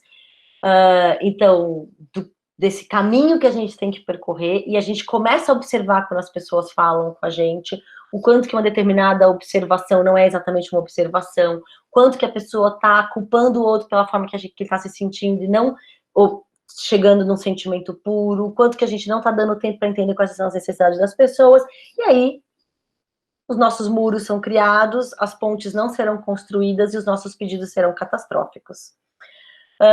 Eu queria dizer para vocês que nós não temos acesso à realidade, toda percepção é relativa, que nós somos julgadores naturais, mas que nós temos a possibilidade de desenvolver a racionalidade e minimizar o julgamento intuitivo, que na maioria das vezes é errôneo. Queria dizer também que a empatia é uma capacidade humana inata e possível de ser expandida com treinamento, e que a comunicação sustentável, comunicação afetiva e efetiva, exige especificidade. Eu queria dizer, acima de tudo, que o maior ensinamento que a CNV me trouxe foi que nós não temos que abrir mão do que é importante para a gente. Nós temos que equalizar 2 eixos da nossa comunicação, que são assertividade e me fugiu o nome agora, e cooperação. Assertividade e o eixo da assertividade e o eixo da cooperação, que é ampliar, não abrir mão do que é importante para mim, mas compreender o outro e considerar o outro para ampliar a chance dele me entender, ampliar a chance que eu entenda ele também. Então, nós humanos temos a possibilidade de sermos mais sofisticados. E a gente está aqui para isso. A gente vai precisar muito nas nossas vidas daqui para frente. Estamos precisando muito e precisaríamos muito mais, mesmo quando a gente estiver numa outra condição de vida. Nós precisaríamos cada vez mais ampliar a nossa capacidade de comunicação e de conexão com as pessoas. Então, estou aberta para as conversas, depois eu vou mostrar aqui para vocês, vou mostrar aqui para vocês também, que eu vou deixar aqui para vocês os meus contatos, depois a gente vai mandar uma versão dessa apresentação para vocês, e eu vou deixar muitas indicações de livros, de podcast, de vídeos meus, para que vocês possam ver. Vamos lá. Edu? Flávia, posso falar antes um pouquinho? Sim. Eu queria, para mim foi ótimo, assim, eu acho que é quase uma técnica, né, que a gente tem que absorver. Mas eu queria saber se não dá para a gente trazer um pouco para esse contexto que a gente está passando agora, assim. Eu acho claro que tudo isso que foi falado dá para implementar no campo pessoal ou profissional, Mas nessa salada toda que a gente tem hoje, eu acho que você deve passar por isso também agora, né? Hoje, para mim, pessoalmente, tem um problema. A grande questão é a gestão do. Eu tenho que trabalhar, então, do home office, com as questões dos filhos, com as questões da casa, e tudo isso dentro de uma situação que aparentemente seria confortável, né? Quem olha de fora fala, pô, o cara trabalha de casa, pode ser muito tranquilo e tal. Então, com essa salada toda aí, sei lá, o que você tem a dizer que poderia de algum jeito ajudar a gente a criar comunicações mais claras e mais afetivas. Tá. Então, eu acho que assim, a questão da comunicação mais clara e que é o assertiva, a coisa mais importante aqui é a gente saber o que é importante pra gente. Quais as minhas necessidades que precisam estar presentes no meu dia a dia. Então, assim, tem um exercício de autoempatia que é da minha energia, da minha alimentação, do meu sono, dos meus horários, das minhas obrigações que vão garantir o sustento da minha casa. Quais são as minhas necessidades que precisam ser atendidas e quais são as minhas estratégias favoritas para atendê-las? Então, e isso passa por um exercício, esse exercício de autoempatia, na minha opinião, ele passa por um exercício da gente colocar no papel. Criar listas. Ficar com tudo bagunçado dentro da cabeça é a ilusão de que a gente vai resolver o nosso problema, tá? Então, a CNV vai ajudar a gente, que a gente faça, como é que eu tô me sentindo nessa situação? Quais são as minhas ansiedades? O que está acontecendo? E por que isso está acontecendo? O que está sendo tolhido da minha vida que eu não posso abrir mão? Então, por exemplo, eu não posso abrir mão de fazer atividade física. Me dá dor no corpo, me desequilibra horário, me desequilibra sono, eu não consigo produzir direito, melou. Né? Então, eu tive que, nos meus primeiros dias nesse momento, e ainda é tempo, porque a gente tem uma forte expectativa de viver ainda bastante tempo dessa forma, então, o quanto antes é melhor, da gente falar assim, o que eu não abro mão. Só que, neste contexto, não é só o que eu não abro mão, é o que eu não abro mão, o que o colega que não está comigo, mas que trabalha comigo e está numa outra casa, também pode não abrir mão. Porque ele pode não abrir mão do horário do almoço. Você pode não abrir mão do seu horário de sono. E como é que a gente vai compatibilizar este não abrir mão? Sim. Né? Eu não abro mão que os meus filhos estejam comigo na cozinha quando eu estiver cuidando da cozinha. Né?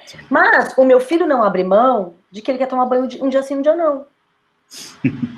Porque ele não vê sentido em tomar banho todos os dias se ele tá trancado dentro de casa, ele nem pisou o pé, não tem nada sujo nele praticamente, entendeu? É justo. Então, o que é importante para cada um? Lembrando que a gente tá com famílias que não necessariamente estão querendo estar juntas. Sim. Né? Tem um monte de casos aí de executivos que estão o dia inteiro fora de casa, que a família já não era um ponto de interesse, que hoje está dentro de casa com aquela família que ele não queria mais. Com aquela esposa que ele não queria mais. Então, como que a gente vai conversar sobre o que é importante? A gente não pode nem mudar de casa hoje em dia, não dá nem para fazer mudança, tá proibido, né? Então, assim, eu acho que esse exercício de autoempatia e de oferecer empatia para aquele que está à nossa volta, e esse é o exercício da liderança, esse é o exercício do trabalho, esse é o exercício da liderança dentro de casa, que é, ok, como que estamos todos nos sentindo? E como que eu vou acordar com a minha equipe a nossa forma de funcionamento? Não tenho nenhum problema se tem uma equipe que tem uma forma de funcionamento que vai ser começar às 11 da manhã e ir até meia-noite. Ou que uma parte faça de um jeito e outra parte faça de outro. Entendeu? Mas eu acho que esse acordo tem que ser explicitado, baseado no que é importante para todo mundo. E então, a mágica disso é que a gente pode chegar, que é o que a CNV propõe, que a negociação propõe, é a gente conseguir chegar num formato que seja, inclusive, inusitado. A gente chega, quando a gente dialoga com afetividade e com efetividade, a gente chega a soluções que a gente não imaginava, eventualmente. sim. É que você deu um exemplo aí inicial, né, dessa coisa do exercício e tal, mas nesse momento de transição tem um aprendizado aí sobre nossa nova rotina, né? Porque até o fazer exercício hoje, talvez ele se adeque num novo horário, um novo ambiente, talvez você nem tenha um ambiente adequado, você tem que rearranjar o ambiente, enfim. Então tem uma questão muito grande aí para qualquer um desses, seja profissional ou pessoal, de autoconhecimento, né? De autoconhecimento e também conhecimento do coletivo que cerca esse projeto ou esse convívio, né? Isso. Então, mas aí neste momento, isso agora vai gerar muitas questões, principalmente dentro de casa. Por quê? Porque é uma nova rotina, é um novo, entende? Então, aí eu entendo que você falou que é muito importante que todo mundo sente, ó, legal, a realidade é essa agora. Vamos definir aqui os nossos objetivos, alinhar os objetivos para começar já. Isso, e a gente vai ter que sentar, talvez, toda semana, dependendo todos os dias, e a gente vai ter que Sim, expressar essa capacidade de se comunicar. E eu diria mais, por exemplo, uma das coisas que a gente deve viver daqui a pouco, daqui a um mês, 2 meses, seja lá eu quanto tempo for, a gente vai ter que voltar a se locomover com restrições. sim, Como que a gente vai acordar quem vai para o trabalho e quem não vai para o trabalho? Que talvez uma parte da sim. equipe tenha que continuar assim. Como que a gente vai redesenhar a nossa vida lá para frente? Vai ter empresa que vai dizer, essa semana vem uma turma trabalhar, semana que vem outra turma trabalhar, mas a gente vai ter que ouvir que alguém não pode trabalhar, porque a escola dessa criança não voltou. Sim. Como é que a gente vai fazer todos esses acordos Que já estão para tudo acontecendo isso? agora, né? Já estão acontecendo muitos. Como é que a gente vai viver todos esses acordos? Gente, não dá pra gente ter ilusão, né? Eu tô lá no grupo da escola, tem pai que fala assim, não, mas eu acho que 15 de maio a gente já voltou. Eu falo assim, gente, se voltou, se não voltou, não importa. Como é que a gente vai viver essa semana, a semana que vem, e como que isso vão ser exemplos das coisas que a gente vai ter que exercitar daqui para frente? Sim. Entender que as coisas não são rígidas também, né? Eu acho que a gente está talvez num momento que esteja acontecendo isso, questionando as regras de acordo com o novo contexto e alinhando essas coisas. É o momento de realinhar algumas coisas. E assim, por incrível que pareça, também vai ser um momento muito importante. A gente continua vivendo muita polarização, né? E como também compreender o outro que tem uma opinião, tirar o áudio aqui de uma pessoa, gente. Como que a gente vai entender algumas pessoas que parecem absolutamente não compreensíveis para a gente, Sim. né? Em alguns momentos, assim, é óbvio, a pessoa não conhece algumas informações básicas, faltou na aula de biologia, e talvez esteja com muita dificuldade de entender, mas ela faltou na aula de biologia, ela não entende isso mesmo. Ela nem teve Sim. biologia na época que ele estudou, da maneira que a gente teve na escola para poder entender o que está acontecendo. Então, como que a gente vai ampliar isso para poder garantir melhores condições de negociação de como vão ser as coisas daqui para frente? Sim. E aí Mas isso e vai se ser ele for negociado. presidente, como faz?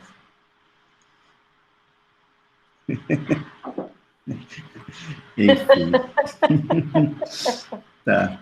Você sabe que no E- caso do presidente eu conheço algumas pessoas que estão convictas de que ele de fato não entende. sim, deve ser. Isso muda muito a nossa maneira de ver também, né?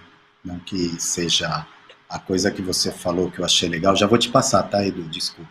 Você falou. Essa coisa de que é para mim foi um toque muito legal de entender que as pessoas não querem fazer mal para a gente, né? Mas partem do princípio que estão fazendo o bem para elas mesmas. E Exatamente. essa maneira de pensar pode ser Pode ser ajudar a entender um pouco isso. Ó, veio uma pergunta boa aí da Michele. Se com fascista tem que ter empatia. Então, sem empatia, a gente não vai a lugar nenhum. A gente vai ampliar a polarização. Isso é fato. Sim. E eu acho que o exemplo Veneza é um exemplo muito interessante, né? Porque o que vai pensar cada comerciante? Porque lembra que nós somos egoístas? Então, o comerciante que está endividado, ele vai querer Veneza cheio. O outro que não sei o quê vai querer Veneza de uma outra forma. Alguns vão abrir mão porque vão ver o futuro de uma forma diferente, outros não vão abrir mão. Mas como que aquela comunidade e como que nós, como comunidade, em cada espaço vamos negociar coisas, né? Então, por exemplo, no meu prédio, foi uma dificuldade negociar fechamento da quadra, fechamento do parquinho, a abertura de um espaço onde os idosos precisam caminhar lá embaixo. Tem idosos que precisam caminhar lá embaixo, precisam tomar sol. Então, qual que é o limite? Como é que foi? Toda essa negociação foi um grande estresse. Né? E empatizar não é concordar de jeito nenhum. Ninguém. Aliás, na CNV é uma coisa muito interessante que a gente diz o seguinte: parece que a gente briga mais. Porque eu não vou abrir mão do que é importante para mim. Só que eu não vou abrir mão de conversar com o outro sobre isso. E então, na CNV, a gente fala mais. A ideia não é gritar, não é perder o controle, mas a gente fala mais. E a gente negocia mais. E a gente gasta mais tempo fazendo uma coisa que alguns grandes praticantes de CNV falam muito, que é o seguinte: a gente não quer 50% mais um. Sim. Como voto de. A gente não quer voto de Minerva. A gente quer que todo mundo concorde com a solução que está sendo encontrada. E é aí que a gente tem que ouvir todo mundo. E é aí que a gente tem que ampliar a nossa capacidade de dizer o que a gente está pensando. Só que é isso, gente. Para isso a gente tem que respirar fundo, que entender o que o outro está sentindo, entender o que eu estou sentindo, mostrar disponibilidade para conversa. E assim, tem uma coisa super importante. Se eu não como bem, se eu não durmo bem, se eu não me exercito, se eu não cuido de mim, aquele sistema 2 que a gente tem que ativar para poder fazer comunicação afetiva e efetiva, empática e tudo mais, não funciona. Então, eu não entendo até hoje por que executivo acha que tem que trabalhar 14, 15 horas por dia. Porque todos os caras que eu treino, né, que eu dou coach, que se treinam, eles descobrem que se eles trabalharem menos, eles são mais produtivos.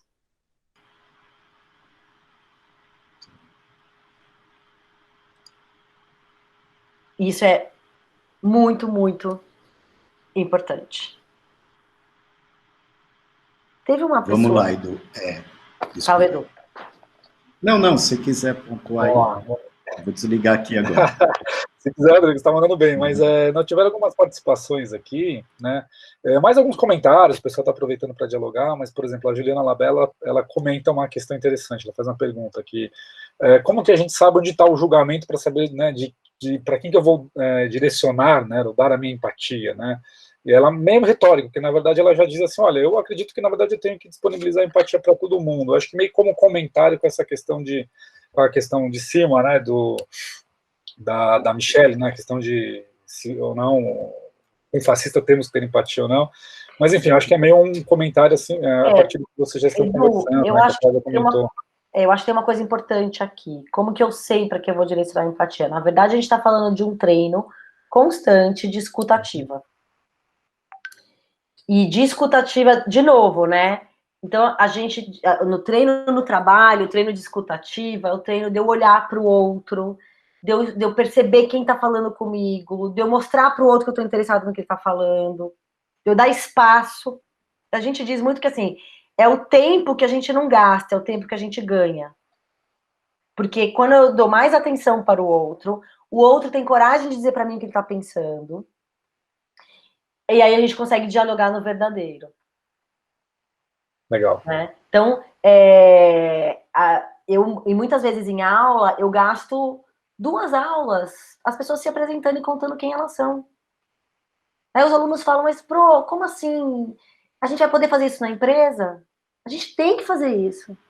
A gente tem que conhecer as pessoas. E a gente tem que mostrar para as pessoas que ele está disponível. Uhum. Legal. Se interessar pelas pessoas. Justamente.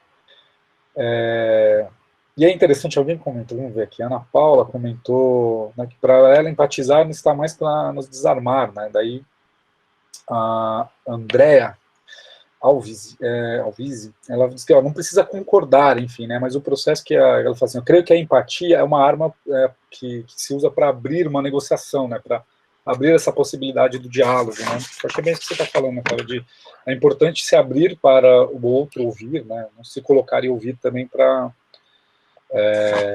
que haja, né, esse diálogo, né? E, enfim, aí a etapa de concordar é uma outra, sei lá, a etapa final, né? Enfim, quando se coloca, né, ambas as partes, ou as diversas partes, e daí se chega ou não no consenso, enfim. Mas se o processo for negligenciado, aí com certeza não vai dar certo, né?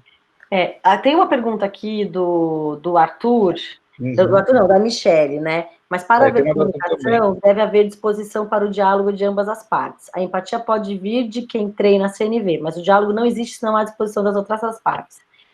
Então, a Michele, é mais ou menos assim. Sabe aquela coisa do quando um não quer, dois não brigam? É o contrário disso. Quando a gente mostra que nós estamos disponíveis, muitas vezes a gente amolece o outro.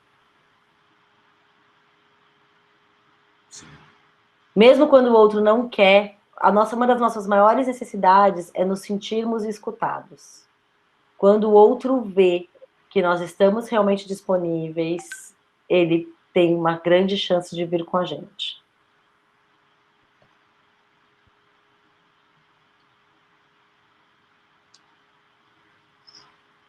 Eu queria falar só da questão, porque aí pontuaram aí da coisa da empatia e dessa coisa até que a gente falou de alguém, sei lá, com viés fascista e tal, mas pensando, sei lá, na profundidade da palavra empatia, de que é o estar e se colocar na situação e no contexto do outro, isso de alguma forma nos faria, pelo menos, talvez, entender a reação da pessoa. Não concordar. Não concordar, mas entender a reação já é um grande passo para que a gente também reaja de outra forma. Então, na verdade, assim, a gente começa a olhar as pessoas que são viciadas em estratégias trágicas para aquelas coisas que elas desejam, né? E porque, por exemplo, na política, a gente vê muitas pessoas atuando em pró do ser eleito depois e não em pró do que significa ser eleito. E, no fundo, eu acho que eu passo a ter mais compaixão, eu passo a sentir muito pelo outro, ao invés de ficar com raiva dele e descontrolada. Compaixão, né? Porque tem uma coisa na CV que é o seguinte: às vezes o que o outro faz me descontrola tanto que eu viro vítima da loucura do outro. Eu fico tão louca quanto o outro. Porque o nosso amigo aqui, o Arthur, ele falou, mas isso não vai na contramão da responsabilidade emocional e empatia quando eu comento que ninguém tem intenção de fazer o mal para o outro. A questão é que eu não posso pressupor que as pessoas todas têm educação emocional. Tem gente que não tem, gente. Tem gente que está num piloto automático de estratégias trágicas que é triste. E isso acontece. O que são estratégias Trágicas? Me conta um pouco, só para a gente ficar mais claro. Eu exercer escolhas de coisas que vão atender as minhas necessidades, mas que não são boas para o bem comum. Então eu vou,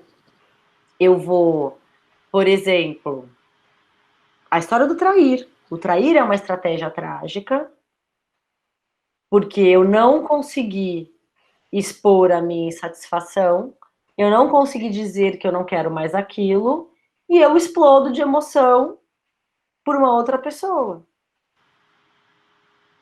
Sim. É uma questão do desenvolvimento emocional. Ou eu não, tudo bem, eu faço isso porque eu resolvi assumir esse risco e tudo mais. Mas assim, eu também não cabe a mim julgar aquela pessoa. Cabe a mim sentir muito. Sim. Né? O que é do outro é do outro. E aí quando eu amplio essa diferenciação, porque senão eu viro vítima do outro e fico descontrolada como o outro. Sim. Então, essa conversa aqui, ela é o início, né? Assim, gente, tem o livro do Marshall, tem um monte de curso disponível, tem um monte de coisa na internet disponível sobre isso. É o início de uma jornada de exercício da nossa musculatura da comunicação e de autoconhecimento. Sim. Que pode levar a gente a desenvolver formas formas de viver que vão ser melhor para o bem comum. Sim. Bom, Edu, Legal. você quer falar alguma coisa? Ou senão a gente pode abrir para quem quiser perguntar por áudio e É, tal. pode ser também, isso que eu ia falar. Só para fazer um comentário interessante aqui que a gente deixou passando no começo, do Vinícius Torsani, acho que está aqui online ainda, ele falou que trabalha numa UTI, né, de casos Covid, né, ele comenta que o estresse é muito alto, prejudicando a comunicação e tal, né, e ele acha um tema tão relevante nesse momento. Não sei se o Vinícius quer aproveitar e comentar um pouco da experiência dele, para Flávia também comentar, pode ser interessante, porque eu acho que a galera que está aqui talvez seja alguém que esteja vivendo um ambiente mais estressante, né, do momento, né. Legal, Vinícius, manda bala. Pode abrir o áudio aí.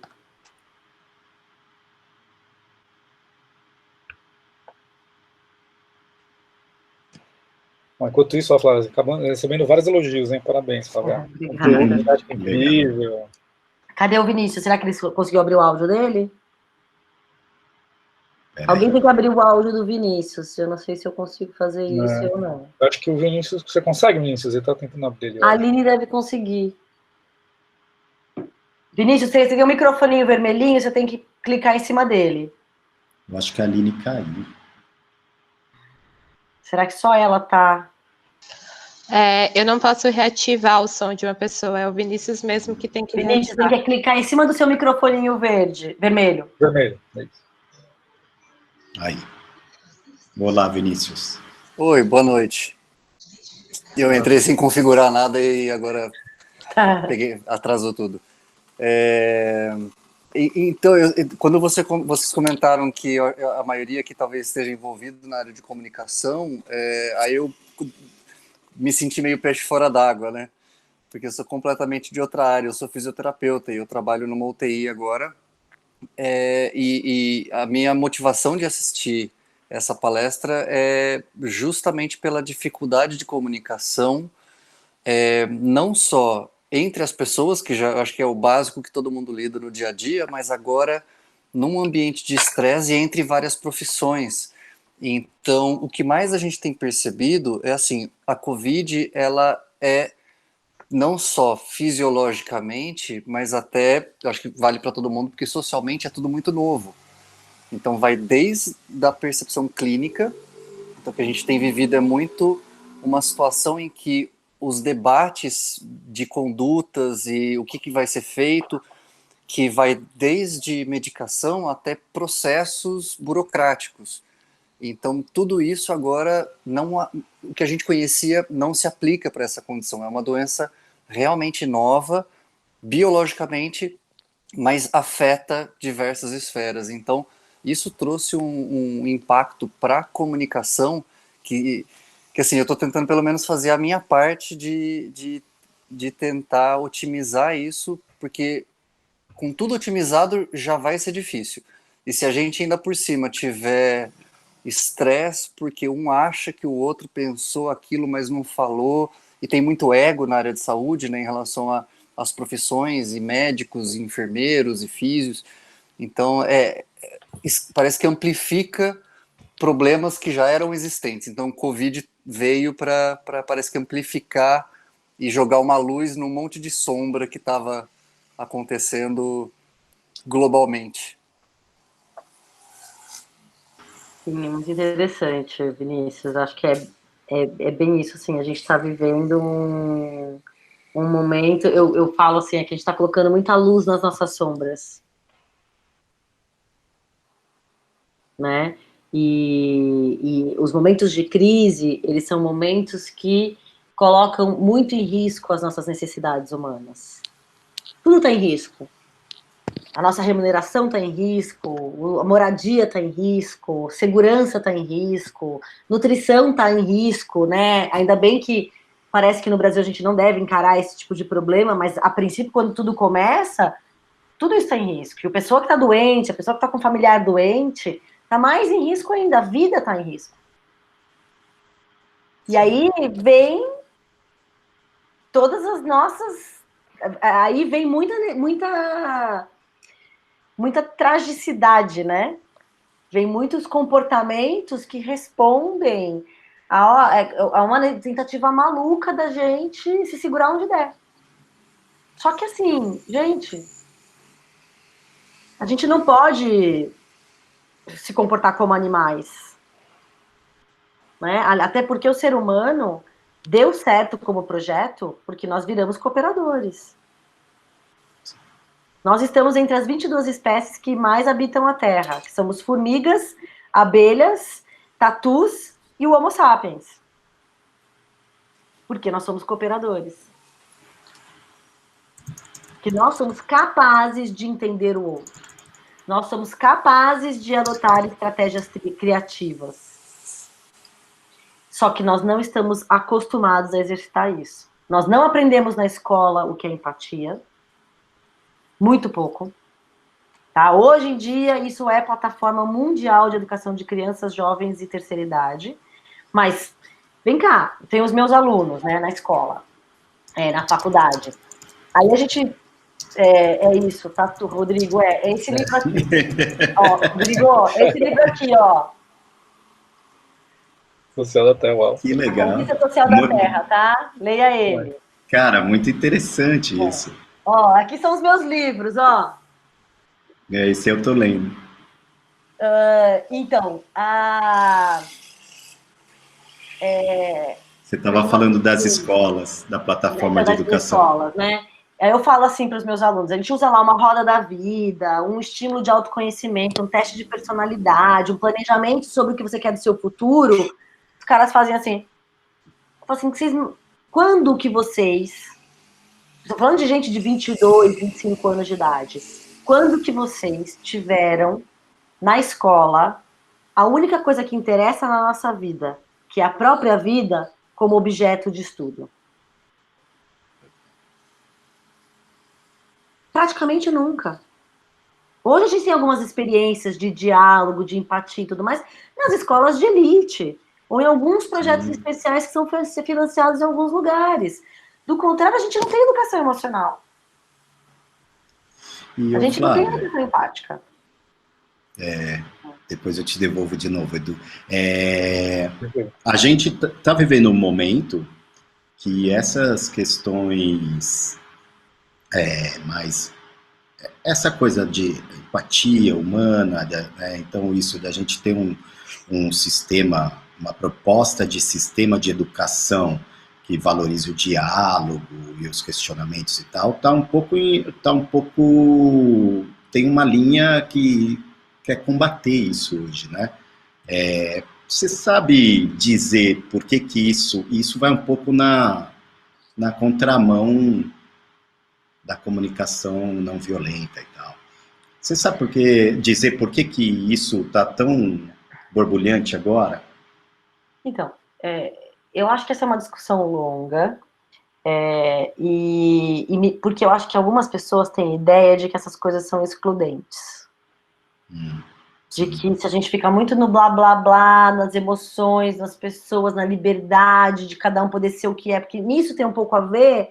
Se eu posso ter educação emocional, eu posso ter consciência da minha homossexualidade. Se eu posso ter educação emocional, eu posso não abrir mão de coisas que eu quero e tudo mais. Mas eu acho que, na verdade, a gente precisa das duas coisas. Eu sou a favor da educação intelectual.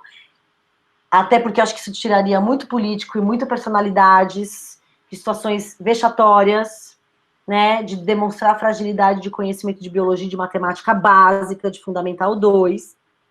Sim. E, então, eu acho que sim, eu quero que os meus filhos, quero que os meus alunos saibam ler, saibam escrever, fazer raciocínio complexo, lógica, abstração, junto com a educação emocional. Parece que as pessoas têm uma ideia de que é uma coisa ou outra, porque eu também não sou a favor da educação revolucionária, do amor, do afeto, e de que não tem que ficar na cadeira, de que não tem que ter rigor de disciplina e tudo mais. Eu também não sou a favor disso. Acho que são duas coisas que têm que caminhar juntas. Isso torna a educação muito mais difícil. Né? A educação de criança, por exemplo, minha mãe costuma dizer, né, que meus filhos são muito mal educados. Né? E eu falo assim, mãe, eu não bato neles. E se eu não posso bater, se eu não posso castigar o tempo todo, é muito mais difícil. É muito mais difícil, porque eu tinha que obedecer. Eles têm que obedecer, mas o não obedecer é muito fácil, porque não vai vir com violência. E aí, essa é a complexidade, a dificuldade e a beleza ao mesmo tempo. Então, os meus filhos têm muito mais... Eles olham pra minha cara e dizem que eles não vão fazer aquilo. E aí, o que eu faço? Existe uma autonomia, mas também existe uma transgressão permitida, talvez. Tem mais chance de tentar transgredir, não que a transgressão seja o impacto negativo da transgressão é menos óbvio. Sim, sim. Mas, ó, tem hora que não tem discussão. Sim, sim. Põe em risco a vida e algumas questões morais não tem discussão. O Edu. Não tem negociação, né? Justamente aí, né? Tem algumas coisas que são inegociáveis, né? Inegociável. É questão ética, né? Acima de tudo, né? O Edu, você quer... O pessoal já está bastante gente... O pessoal saindo, Não teve mais nenhuma pergunta de fato. Tá. Não tem? Pergunta não, é mais o pessoal fazendo afirmações aqui em cima, né? Fazendo alguns comentários, né? Então... Agradecendo, falando do horário. Então, eu acho que eu posso só fazer um final formal. Se a gente quiser, a gente continua por aqui. Tá? Mas eu quero só agradecer todo mundo. Eu acho que a Flávia, principalmente, eu acho que foi ótima a palestra. Eu tenho vontade, eu já te falei numa reunião, da gente sentar com um copo de cerveja na mão e ficar falando durante horas dessas coisas aqui. Só que aí a mesa vai ter que ser grande, porque a gente tem pelo menos 40 pessoas aí. Mas eu acho muito, muito interessante, assim, para a gente, nesse momento, importante, para mim, pessoalmente. Tá? Então, eu quero agradecer a presença de todo mundo. Quem, por acaso, não se inscreveu, que a gente fez esse modo para se inscrever, para a gente ter o contato do pessoal, para depois ir se comunicando e tal. Quem, por acaso, não se inscreveu, fica de olho, no Momento Blogueirinho, fica de olho nas redes sociais, no Instagram, Facebook da Megalo, que a gente vai disponibilizar alguma coisa dessa palestra aí, depois a Aline pode informar melhor, tá bom? Mas eu acho que é isso aí. Quem quiser continuar por aqui, a gente fala mais um pouco, mas depois a gente encerra, tá bom, gente? Obrigado aí pela primeira experiência da Pororoca Online. Pororoca Online. Obrigada, pessoal. Desculpa, eu quero agradecer também toda a equipe envolvida. O Edu, a Aline, a Thaís, Samuel, toda a equipe diretamente envolvida, fora a equipe de criação da Megalo, que esteve por trás, fazendo todas as peças e tal, porque é um evento simples, mas acaba movimentando tanta gente, então, e como teve essa mudança de formato, movimentou mais ainda, tá bom, gente? E a Flávia, de novo, muito obrigado, Flávia. Valeu. Eu que agradeço. Valeu, Flávia. Muito bom mesmo, sensacional. Vamos lá. Vai, Edu, quiser falar alguma coisa, senão a gente libera a Flávia para... Já teve gente saindo para fazer comida. Mesmo. Obrigado pela fala, muita gente agradecendo aqui, Flávia. Então, parabéns. Obrigado mesmo. Muita gente agradecendo assim, de coração, coisas bem legais, né? De um momento estar pedindo isso e tal, e tem ajudado realmente as pessoas aí na vida delas, né? Agradeço, então, novamente, a gente já falou bastante, mas oficialmente... Eu que agradeço. É um prazer sempre poder falar disso. E eu acho que eu também acredito muito nessa história da potencialidade do virtual, sabe? Acho que é uma das coisas importantes, assim, a falar. A gente pode fazer muita coisa sem locomover, sem gastar gasolina, sem gastar o nosso tempo, para que a gente possa ter mais tempo para as coisas que são importantes. Eu gosto do contato físico, não tomo cerveja porque eu sou celíaca, mas tomo vinho. Mas eu acho que a gente pode racionalizar muito a nossa ideia de deslocamento, sabe? E a gente pode se relacionar com pessoas que estão no mundo todo, né? Minha vida é uma relação, é uma rede internacional. E isso também tem um pouco a ver com a conexão com as nossas necessidades, assim, o que é realmente importante? Por que eu tenho que sair daqui e me deslocar? No fundo, a minha vida hoje está podendo ser muito mais próxima do que ela já deveria ser. Sim. Né? E essa capacidade de conexão e de diálogo também fez muita diferença para muitas empresas. Eu tenho empresas que não teve nenhum sofrimento para entrar no online. Dia seguinte, eles falaram, ninguém mais vem, todo mundo tinha VPN funcionando, todo mundo tinha tudo. Empresa, gente, que foram 2 semanas, 3, para poder organizar o básico, porque ninguém tinha computador móvel, porque ninguém... Né? Sim. E assim, não tem como voltar. A gente vai ter que parar muito para pensar sobre o que é essencial e sobre o que não é essencial daqui para frente. Legal, é isso mesmo. A gente está vendo o pessoal falando aí de várias partes do Brasil. Isso é muito bom também. Isso é interessante para a gente, né? Alguém falou, olha a abrangência, né? Porque na verdade o trabalho está no mundo todo também, né? A gente é outra dimensão. É outra dimensão. A gente estava muito aprisionado. É isso, pessoal. Eu acho que é isso. Alguém quer pontuar mais alguma coisa? Então vamos lá. Vou fazer muito certo. Vou fazer o encerramento formal então. Então tá legal, gente. Muito obrigado aí para todo mundo. E agora, pelo visto, teremos várias online, hein? Falei para vocês, lembra? Falei, galera, presta atenção. Faz muito mais sentido. Sim. A gente faz online e daí faz uns encontrozinhos para quem puder depois. Isso aí. Tá bom? Legal, gente. Muito obrigada. E cuidem-se, façam um exercício de autoempatia, escrevam no papel que vocês realmente não abrem mão, que é importante para vocês, cuidem do sono, cuidem da alimentação, cuidem do corpo, e com empatia que a alma vem junto. Isso aí. Tá bom? Depois, baixa o arquivinho lá que a gente disponibilizou, deixa no celular, que aquele é um bom lembrete para a gente. Mandei de novo aqui para quem não pegou ainda. Tá legal, bom. gente. Até mais. Tchau, obrigado. Obrigada, tchau.